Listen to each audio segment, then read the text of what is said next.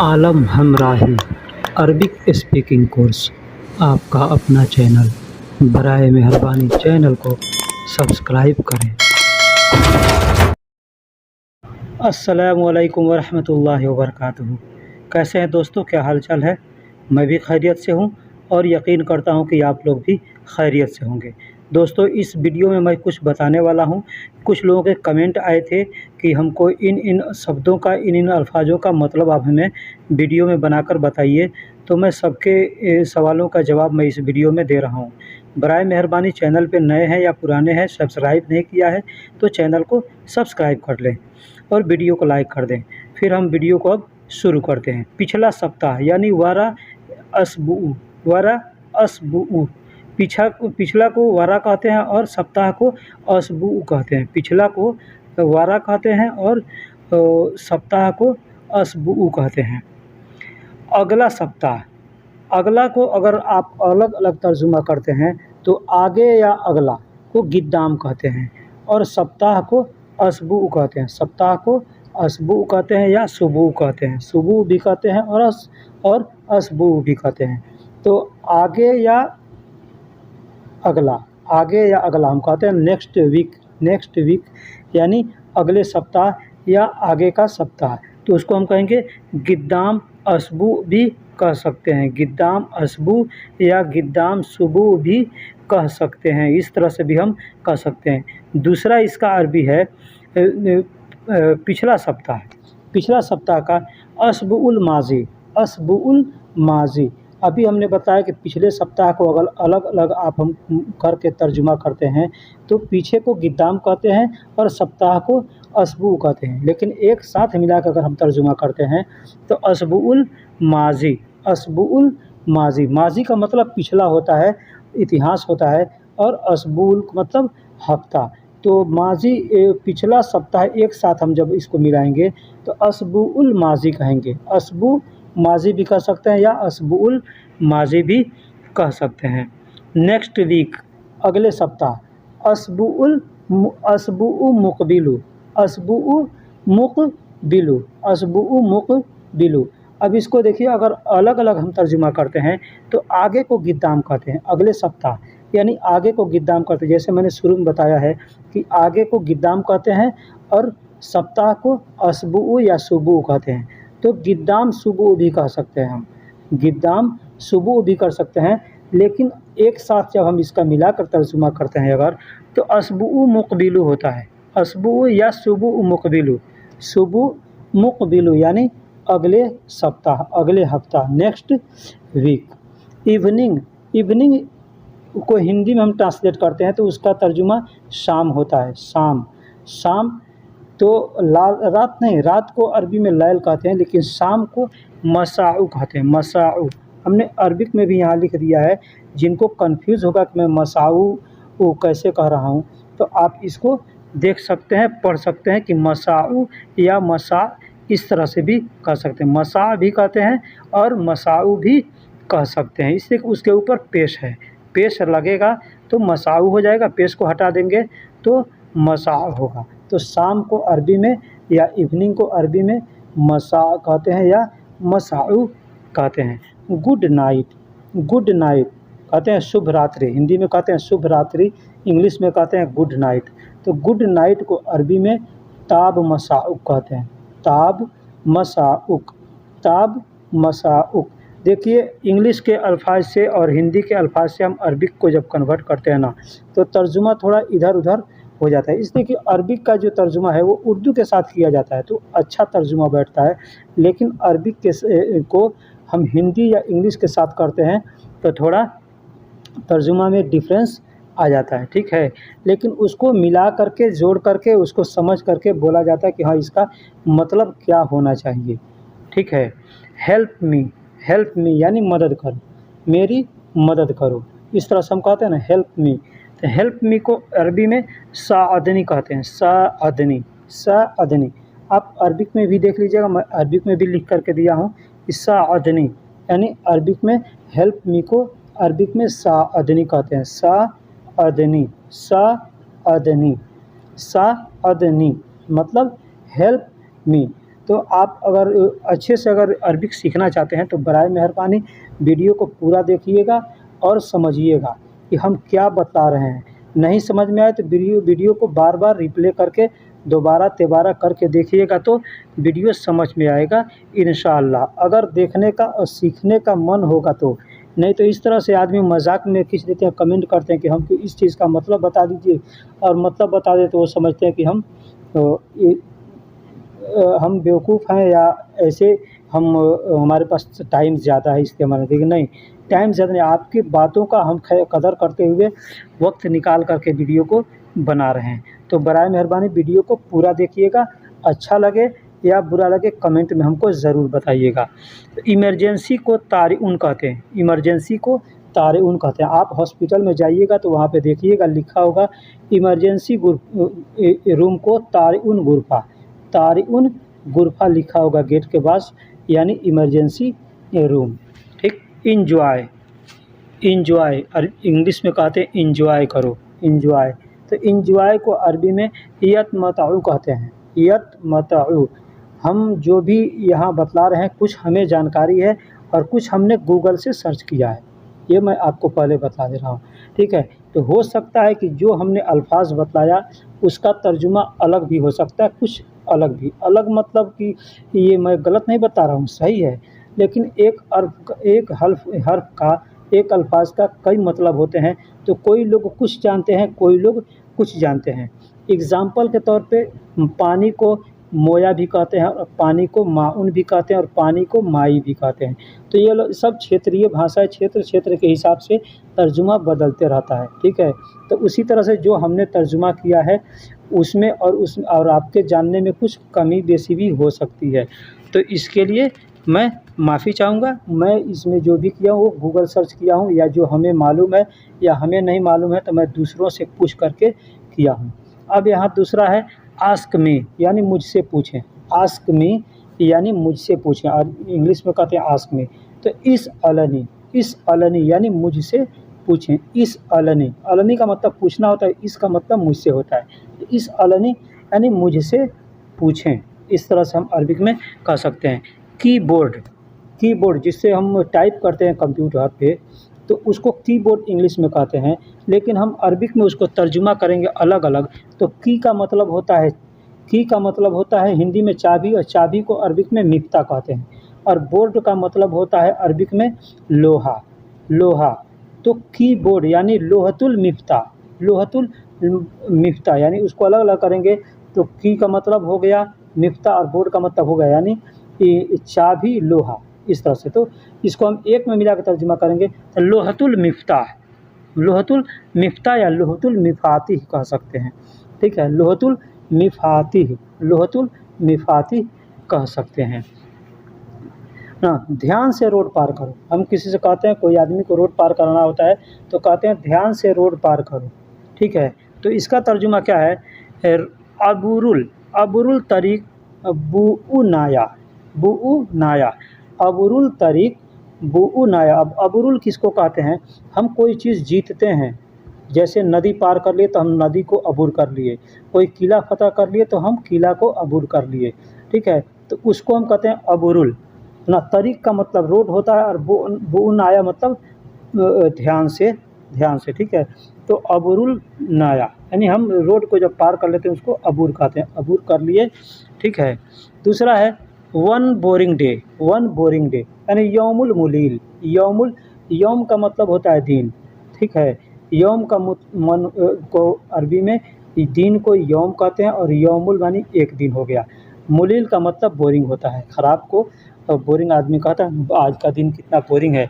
तो यौमुल मुलील यानी one boring day. अब इसका हिंदी में तर्जुमा आप कर सकते हैं कि भाई वन बोरिंग डे का जो भाई हमसे पूछे हैं उसका वो मतलब समझते होंगे कि वन बोरिंग डे को हिंदी में हम क्या कहेंगे। ठीक है।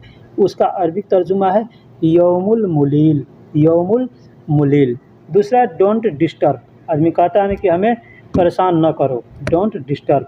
तो उसको अरबी में कहते हैं ला तुजाजू, ला तुजाजू यानी डोंट डिस्टर्ब, हमको परेशान ना करो, हमको परेशान ना करो। वैसे परेशान को अरबी में मुश्किला कहते हैं। ठीक है। ला का मतलब नहीं, और मुश्किला, परेशान को मुसीबत को मुसीबा कहते हैं, मुसीबा कहते हैं, मुश्किला भी कहते हैं। मुसीबत को मुश्किला मुसीबा कहते हैं और परेशानी को मुश्किला कहते हैं। तो ला मुश्किला भी कह सकते हैं, ला मुश्किला ऐसा भी यानी परेशान ना करो, या ला तुजाजू यानी परेशान ना करो, डोंट डिस्टर्ब इस तरह भी कह सकते हैं।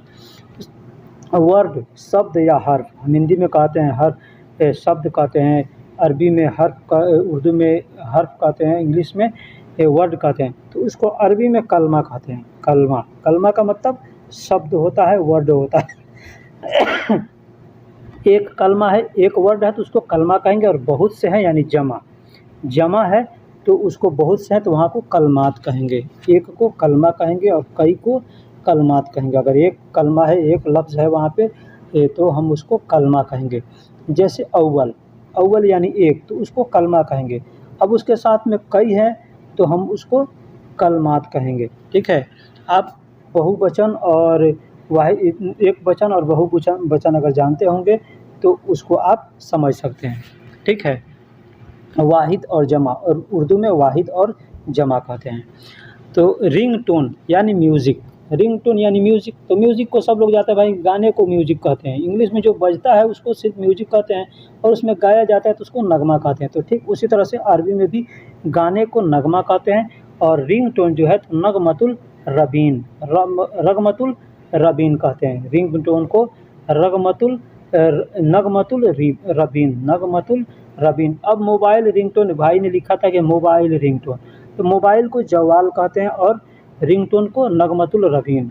एंड मोबाइल तो जवाल नगमतुल रबीन कह सकते हैं, जवाल नगमतुल रबीन कह सकते हैं। ठीक है। तो इस तरह से आप इसको कह सकते हैं। सब ध्यान देने वाली बात यह है कि रिंगटोन को, रिंगटोन यानी म्यूज़िक है, तो अरबी में या उर्दू में नगमा कहते हैं। नगमा, नगमा का मतलब होता है गाना या नज़म या गज़ल जो कुछ है, तो उसी का म्यूज़िक है। तो म्यूज़िक को नगमतुल रबीन कहते हैं। अब मोबाइल रिंगटोन कहेंगे तो उसका तर्जुमा होगा जवाल, जवाल यानी मोबाइल, जवाल नगमतुल रबीन, जवाल नगमतुल रबीन, इस तरह से आप कह सकते हैं।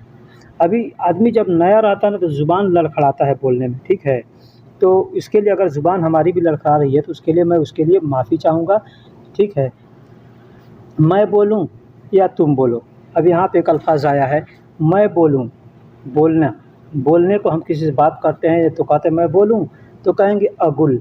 मैं बोलूँ यानी अगुल, अगुल।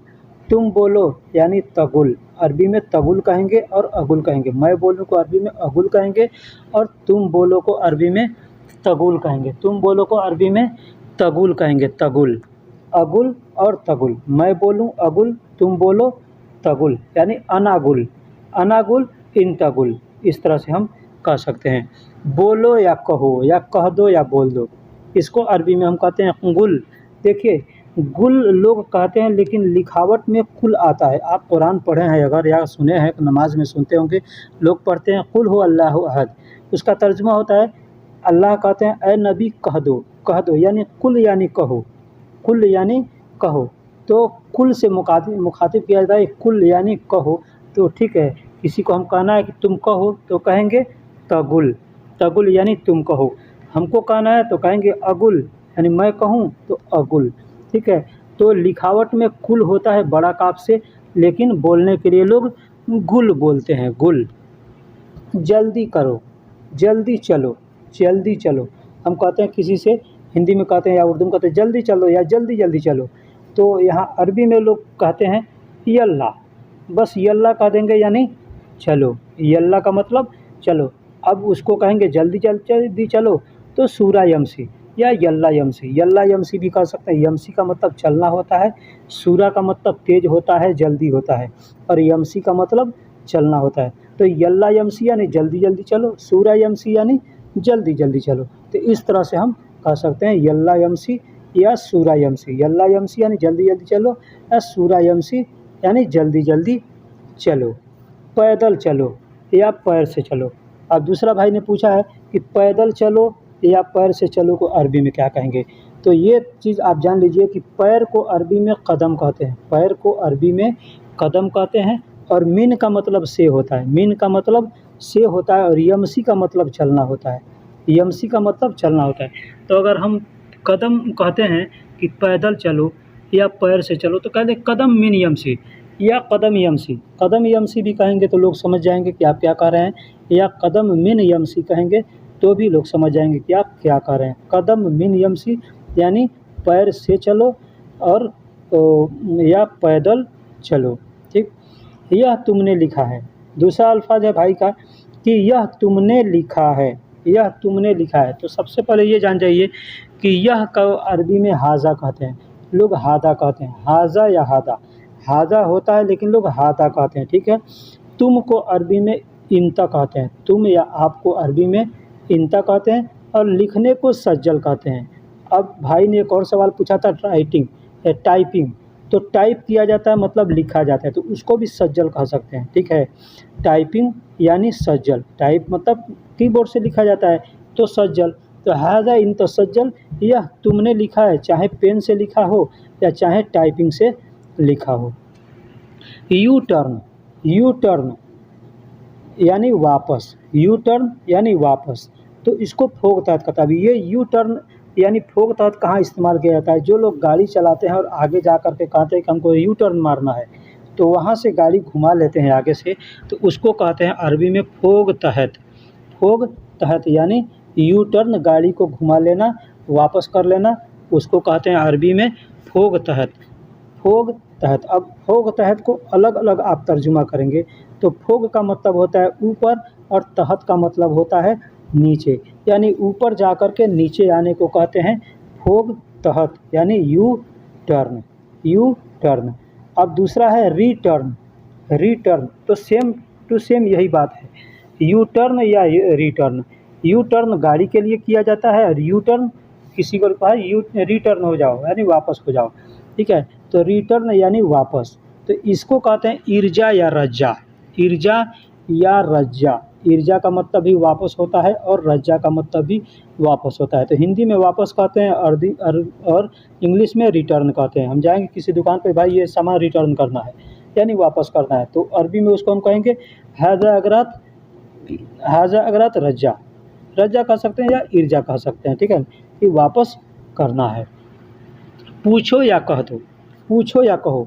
अभी मैंने बताया कि कुल, कुल का मतलब या गुल का मतलब, कुल या गुल का मतलब होता है कहो या बोलो, तो ठीक वही अल्फाज है, हम उसको कलम भी कह सकते हैं। दूसरा अरबिक है कलम भी कह सकते हैं या कलाम भी कह सकते हैं, लोग कलाम भी कहते हैं और कलम भी कहते हैं, कलाम या कलम। आप उर्दू में भी सुना होगा कि फला आदमी का कलाम है, यानी ये फला आदमी का कहना है, ठीक है, या फला आदमी का ये कहना है, ऐसे करो वैसे करो, ये आदमी लिख सुनते हैं, यानी कलाम यानी कहो या कलम यानी कहो। तो कलाम को लोग उर्दू समझ लेते हैं और कलम को अरबिक समझ लेते हैं, लेकिन दोनों अल्फाज सेम है, कलाम या कलम या गुल अगुल, इस तरह से हम कह सकते हैं। कागज़ और पेपर को अरबिक में वर्क कहते हैं, वर्क, वर्क या वर्गा, वर्गा भी लोग कहते हैं और वर्क भी कहते हैं, ठीक है। तो कागज़ को या पेपर को, कोई भी कागज़ है, चाहे लिखा हुआ कागज़ है या सादा कागज़ है, उसको हम वर्क कहते हैं। कोई पेपर है या कोई कुछ भी है तो उसको हम वर्क कहते हैं। अपने यहाँ कागज़ पेपर को अखबार कहते हैं, तो अखबार अरबी में भी कहते हैं, लेकिन अरबी में अखबार क्या चीज़ का मतलब होता है, अखबार, खबर, खबर का मतलब संदेश होता है, और बहुत से संदेश है, बहुत से खबर है, तो उसको अखबार कहते हैं, यानी अखबार जमा हो गया। अब पढ़ो, पढ़ो, पढ़ने को अरबी में इकरा कहते हैं, इकरा, इकरा, लोग इगरा भी कहते हैं, लोग इगरा भी कहते हैं और इकरा भी कहते हैं पढ़ने को। अब हम किसी काम के पढ़ो या पढ़, आदमी कहता है ना ये पढ़ या ये पढ़ो, तो हम उसको कहेंगे इकरा, इकरा, ये पढ़ो, ठीक है। इस तरह से हम अरबिक में इस्तेमाल कर सकते हैं इगरा या इकरा को। पढ़ने को आपने कुरान भी पढ़ा होगा, तो कुरान में देखा होगा इकरा बिस्मि रब्बिकल लज़ी, कुरान में है सबसे पहले कुरान जो आयत नाजिल हुई है, इकरा बिस्मि रब्बिकल लज़ी, यानी पढ़ अपने रब के नाम से, तो वही इकरा है यानी पढ़। अब लिखा हुआ, अरबी में, हिंदी में हम कहते हैं ये लिखा हुआ, कोई कागज़ है उस पर लिखा हुआ है तो हम उसको मकतूब कहेंगे, अगर कोई लिख रहा है या हम लिख रहे हैं तो उसको सज्जल कहेंगे, लिख रहे हैं तो सज्जल कहेंगे, लेकिन लिख दिए हैं तो उसको अब मकतूब कहेंगे। वो लिख सज्जल नहीं कहा जाएगा, अब वो मकतूब कहाएगा। तो हम लिखने को सज्जल कहते हैं। अगर हम कापी पर लिख रहे हैं, पेन से हम लिख रहे हैं या कोई लिख रहा है या हम किसी से कहेंगे तो कहेंगे सज्जल, सज्जल यानी लिखो। अब पेन से लिखें या चाहे टाइपिंग से लिखें उसको सज्जल कहेंगे। लेकिन लिख दिया जाता है, लिख करके फतूरा या बिल निकाला जाता है, कागज़ उस पे लिखा हुआ है तो कहेंगे उसको मकतूब, मकतूब यानी लिखा हुआ, मकतूब यानी लिखा हुआ, ठीक है।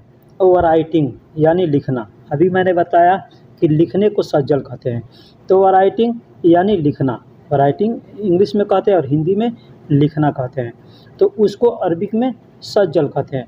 अब चाहे टाइपर से लिखें, चाहे कलम से लिखें, चाहे किसी चीज़ से ज़मीन पर लिखें या कहीं लिखें, है ना, उसको हम क्या कहेंगे, सज्जल, अरबिक में सज्जल कहेंगे। अभी लिखना है हमको, कहेंगे यहाँ लिखो, तो कहेंगे हिना सज्जल, हिना सज्जल, यहाँ लिखो, यानी ये लिखा है तो कहेंगे हाजा सज्जल, ये लिखो हाजा सज्जल, इस तरह से हम कह सकते हैं।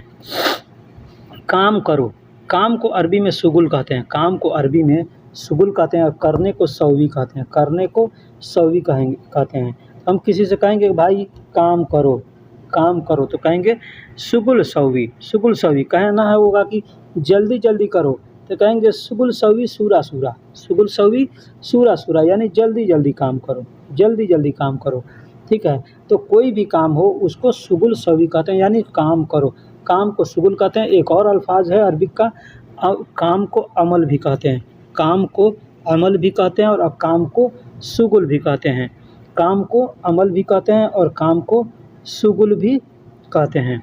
जारी रखना या लगातार, जारी रखने ना, उसको लगातार कहते हैं। लगातार कोई काम हम कर रहे हैं या कोई काम कहेंगे इसे काम करते रहो, यानी जारी रखो, काम करो जारी रखो, तो उसको कहते हैं अलातूल, अलातूल।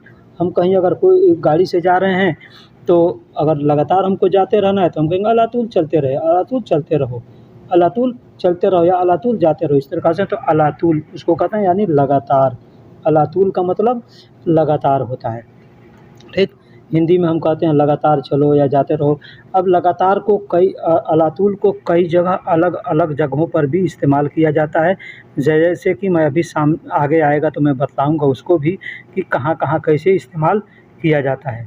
अब कहाँ से आ रहे हो, अब हमको किसी से पूछना है, कोई आ रहा है तो हम पूछेंगे कहाँ से आ रहे हो, तो ये हमको जानना ज़रूरी है कि कहाँ को अरबी में वैन कहते हैं, कहाँ को अरबी में वैन कहते हैं। और मीन का मतलब से होता है, मीन का मतलब से होता है, ठीक है। मीन का मतलब कौन भी होता है, ये भी जान लीजिए, मीन का मतलब कौन भी होता है, मीन का मतलब से भी होता है। कहाँ कैसे इस्तेमाल करना है ये अपने ऊपर डिपेंड करता है। और ईजी का मतलब आ रहे हो, ईजी का मतलब आ रहे हो, ईजी का मतलब आ रहा हूँ, आ रहे हो, आते हो, आऊँगा, इसके लिए ईजी का इस्तेमाल करते हैं, यानी कहाँ से आ रहे हो, तो वैन मीन ईजी हम अरबिक में कह सकते हैं। चाय पी रहा हूँ, चाय पी रहा हूँ या चाय पी रहे हो, उसको अरबी में हम तर्जुमा कैसे करेंगे, तो सबसे पहले जान लीजिए कि अरबिक में चाय को साय कहते हैं। हम चाय कहेंगे तो भी लोग समझेंगे, लेकिन अरबिक में चाय को साय कहते हैं और पीने को शरब कहते हैं, पीने को शरब कहते हैं। यानी चाय पी रहा हूँ तो अरबी में कहेंगे साय शरब, साय शरब यानी मैं चाय पी रहा हूँ, ठीक है। साय शरब यानी चाय पी रहा हूँ या चाय पी रहे हो, साय शरब। अब यहाँ सिर्फ चाय ही नहीं, पानी पी रहे हो तो मोया शरब, जूस पी रहे हो तो असीर शरब, इस तरह से हम कह सकते हैं, ठीक। चाय बना रहा हूँ, चाय बना रहा हूँ। अब इसको चाय को अभी मैंने बताया कि चाय को साय कहते हैं और बनाने को सौवी कहते हैं। तो चाय बना रहा हूँ यानी सौवी भी कह सकते हैं, साय सौवी। और खाना पकाने को तब्बख कहते हैं, तो साय तब्बख भी कह सकते हैं, साय तब्बख यानी खाना, चाय पका रहा हूँ या चाय बना रहा हूँ, बात एक ही होता है। तो साय सौवी भी कह सकते हैं और साय तब्बख भी कह सकते हैं कि चाय पका रहा हूँ। अब आपको के क्षेत्र में, आपके जो आप जहाँ रहते हैं, जिस मंतके में रहते हैं, उस मंतके में, उस क्षेत्र में, उस एरिया में किस तरह से बोली जाती है, आपको जब थोड़ा सा मालूम हो जाएगा तो दूसरे से सुनेंगे तो आपको खुद ब खुद समझ में आने लगेगा। खजूर को अरबी में तमर कहते हैं। खजूर को अरबी में तमर कहते हैं। तमर, तमर का मतलब खजूर। अब तमर यानी खजूर छोटा है या बड़ा है, छोटा छोटा है तो उसको सगीर सगीर कहेंगे, सगीर तमर। बड़ा है तो कबीर तमर कहेंगे। कोई भी सामान है अगर छोटा है या बड़ा है तो उसमें सगीर और कबीर का इस्तेमाल कर सकते हैं। सगीर का मतलब होता है छोटा और कबीर का मतलब होता है बड़ा।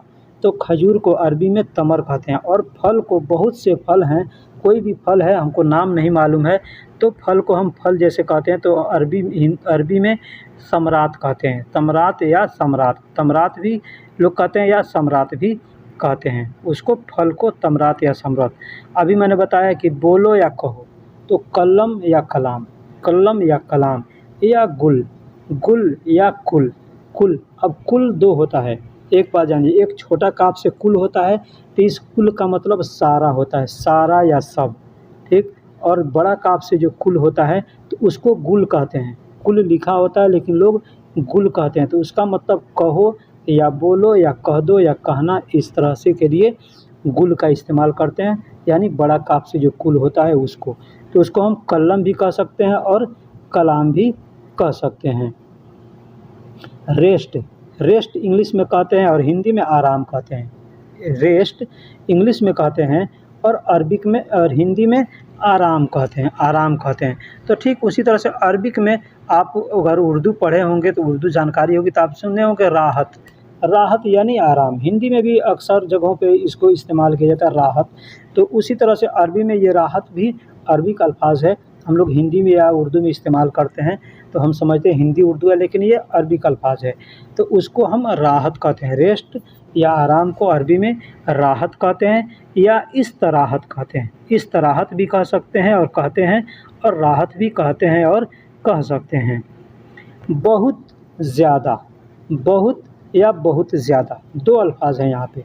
एक होता है बहुत, एक होता है बहुत ज़्यादा। हम कह सकते हैं कि ये बहुत है, एक कहता नहीं नहीं नहीं ये बहुत ज़्यादा है, तो उसको अरबी में हम कैसे कहेंगे? बहुत जहाँ कहना होगा वहाँ हम कत्तीर का इस्तेमाल करेंगे, और बहुत ज़्यादा कहना होगा वहाँ पे वाजिद का इस्तेमाल करेंगे। वाजिद, वाजिद का मतलब बहुत ज़्यादा होता है और कत्तीर का मतलब बहुत होता है। कत्तीर का मतलब बहुत होता है। अब थोड़ा है, कहते हैं बहुत जब है तो थोड़ा भी होगा, तो जहाँ थोड़ा होगा उसको हम नागस कहेंगे। नागस या नागिस मतलब थोड़ा। नागिस लिखा जाता है नाकिस, लेकिन कहा जाता है नागस या नागिस। गए। अब पीछे, पीछे को अरबी में वरा कहते हैं। पीछे को अरबी में वरा कहते हैं और पीठ को अरबी में खल्फ कहते हैं। पीठ को अरबी में खल्फ कहते हैं। तो यहाँ पे एक बात ध्यान दीजिएगा, पीछे या पीठ दोनों पीछे होता है। पीठ भी पीछे है और पीछे, तो पीछे को पीछे कहाँ ही जाता है, तो पीठ को भी पीछे का। तो यहाँ तो किसी से अगर कहना होगा कि पीछे देखो तो उसको हम कहेंगे वरा सूफ, वरा सूफ, या खल्फ सूफ भी कह सकते हैं। खल्फ सूफ यानी पीठ की तरफ देखो, या वरा सूफ यानी पीछे की तरफ देखो, ठीक है। तो इस तरह से हम कह सकते हैं। खाने को अरबी में अक्किल कहते हैं। खाने को अरबी में अक्किल कहते हैं। जैसे हम रोटी है, चावल है, दाल है, उसको खा रहे हैं, या हम किसी से कहना होगा कि खाओ तो कहेंगे अक्किल या तनाउल। तनाउल भी कहेंगे या अक्किल भी कहेंगे। तो अक्किल का मतलब खाओ या खा रहे हो, खा रहा हूँ तो अक्किल कहेंगे, या खाने को अक्किल कहते हैं। खाना और अक्किल, तनाउल, तनाउल या अक्किल दोनों इस्तेमाल कर सकते हैं। किसी को हम कहेंगे खाओ तो खाओ को अक्किल भी कह सकते हैं या कोलू भी कह सकते हैं। कोलू का मतलब खाओ होता है, अक्किल का मतलब खाना होता है, तनाउल का मतलब खाना। यानी खाने को अक्किल और तनाउल या कोलू कहते हैं। अब यहाँ आया खाना यानी भोजन। अभी मैंने बताया कि खाने को अक्किल या तनाउल कहते हैं, यानी यहाँ खाना को तआम भी कहते हैं। तो ये कौन सा खाना है और वो कौन सा खाना है ये समझ लीजिए। अब दाल, चावल, रोटी, सब्जी प्लेट के अंदर रखा हुआ है, उसको हम कहेंगे तआम। तआम हिंदी में कहते हैं भोजन, हिंदी में भोजन कहते हैं या खाना कहते हैं, तो अरबी में तआम कहते हैं। उसको हम कहेंगे तआम, और उस खाना को हम खाने लगेंगे तो कहेंगे अकिल यानी खाना खा रहा हूँ, तो आम अकिल यानी खाना खा रहा हूँ। फिर है लगातार या सीधा। अभी पीछे हमने बताया है कि अलातूल, अलातूल को कहाँ और कैसे इस्तेमाल करेंगे।